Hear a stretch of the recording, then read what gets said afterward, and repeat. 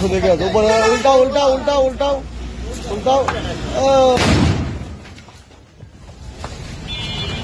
কুষ্টিয়ায় অজ্ঞাত ব্যক্তির দেওয়া একটি রহস্যজনক পার্সেল বা কার্টন খুলতে গিয়ে বিকট শব্দে বিস্ফোরণের ঘটনা ঘটেছে।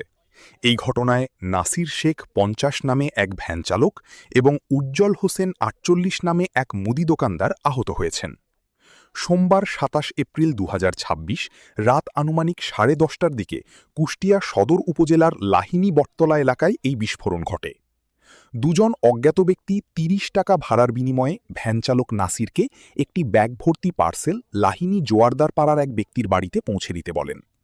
ওই ব্যক্তি পার্সেলটি নিতে অস্বীকার করলে নাসির তা নিয়ে পুনরায় লাহিনী বটতলায় ফিরে আসেন। স্থানীয়দের উপস্থিতিতে কার্টনটি খোলার চেষ্টা করলে এর ভেতরে থাকা একটি কাঠের বাক্স থেকে বিকট শব্দে বিস্ফোরণ ঘটে।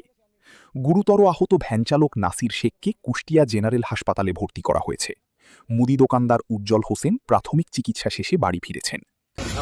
আরে উপর কাগজ টানতে ছিঁড়ে ভালো না কেমন অম্ম করছো কি করতে, আমাকে টান মারতে এমনি ছিঁড়ে যায়। এটা কুটি কুটি করতেছ